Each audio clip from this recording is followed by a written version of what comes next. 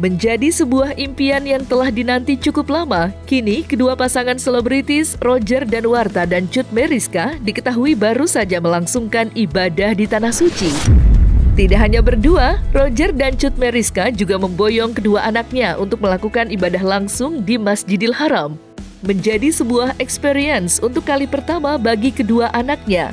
Diketahui, niat untuk melaksanakan ibadah umroh berawal dari keinginan anak pertama mereka, Shaquille Kylie Danuarta, yang bermimpi untuk melihat Ka'bah secara langsung. Ditemui wartawan, Cut Meyriska pun akhirnya membagikan pengalaman yang ia rasakan. Terlebih, ini menjadi pengalaman pertama bagi Cut dan Roger membawa kedua anaknya ke Tanah Suci.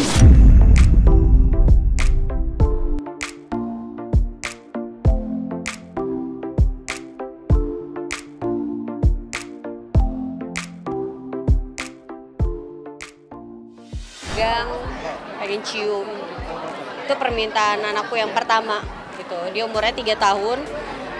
Aku dan suami juga sempat kaget, sebegitu mengertinya, padahal kita nggak edukasiin. Tapi memang dia ngaji di rumah. Memang kita ngomong kita mau umroh, tapi sebegitunya dia pengen banget sampai minta terus-terusan. Iya, dia pengen walaupun desak-desakan, walaupun rame, walaupun dihimpit-himpit, ya dia oke. Umroh jam 3 pagi, ya terlaksanakan umroh sampai pagi. Dua-duanya ikut, gak rewel, gak ada ngantuk, melek, ikutan tawa, ikutan ngucap walaupun gak jelas. Ya ikutan. Dibilang repot sih ya, namanya bawa anak 2 pasti repot. Tapi kita jalanin aja dan dimudahkan di sana sama Allah. Ya lancar-lancar aja sih, nggak ada yang gimana-gimana. Dan emang ini juga salah satu, selain niatnya suami pengen umroh bareng sama keluarga, emang anakku pengen banget ke Mekah, pengen banget lihat Ka'bah. Emang permintaan anakku yang pertama. Jangan banyak dipikirin nanti bagaimana, apa, dijalanin, dinikmatin. Udah niat emang bawa anak, ya jalanin aja, nikmatin aja.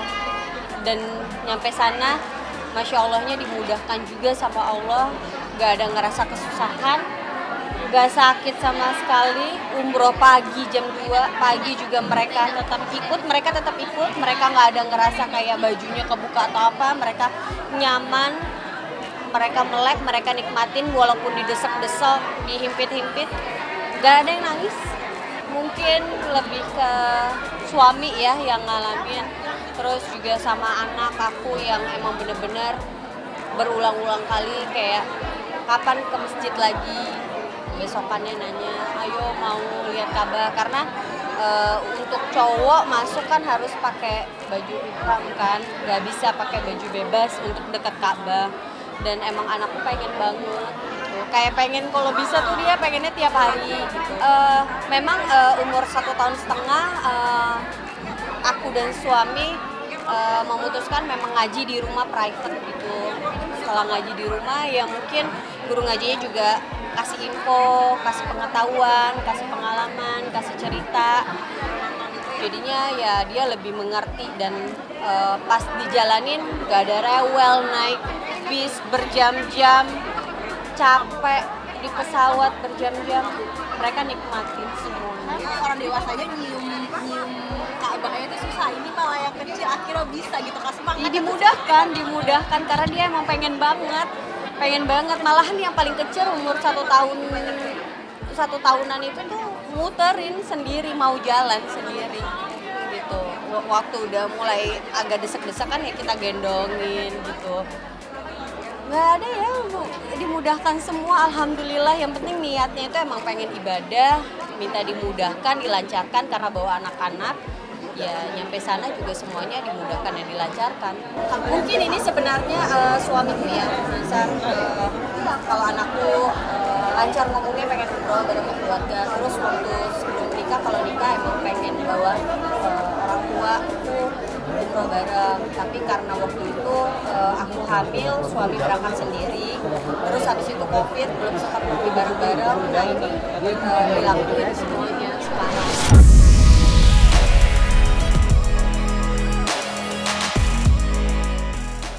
Menjalani hubungan rumah tangga hampir 4 tahun lamanya, terdapat sebuah fakta jika rumah tangga Cut dan Roger nampaknya jauh dari kabar miring dan selalu terlihat harmonis. Namun, hal itu bukan berarti mereka tak pernah berselisih paham di tengah rumitnya menghadapi cobaan yang selalu hadir dalam rumah tangga mereka. Kali ini dalam rangka membagikan tips dalam menjaga keharmonisan keluarga, Cut tak segan-segan menceritakan kalau dirinya dan Roger tak selalu mesra ketika di rumah. Namun, demi menjaga perasaan satu sama lain, Cut dan Roger nyatanya memiliki cara lain dalam menyelesaikan setiap masalah yang datang demi menjaga keharmonisan rumah tangga mereka. Bucin dua-duanya kali ya, bucin. Kita komunikasi sih, komunikasi itu nomor satu. Terus udah gitu menunjukkan rasa cinta setiap harinya. Jadi kadang-kadang apa yang dibuat sama suami atau apa yang dibuat sama aku, kayak kita tuh malamnya atau sorenya pas kita lagi santai berduaan, kayak mengucapkan rasa terima kasih dan bersyukur atas memiliki satu sama lain. Dan ya kalau kita berdua kalau ribut ya nggak bisa raja, nggak bisa kamar, emang itu udah diomongin sebelumnya. Jadi kalau ribut ya diselesaikan langsung dan berdua, nggak boleh ada orang.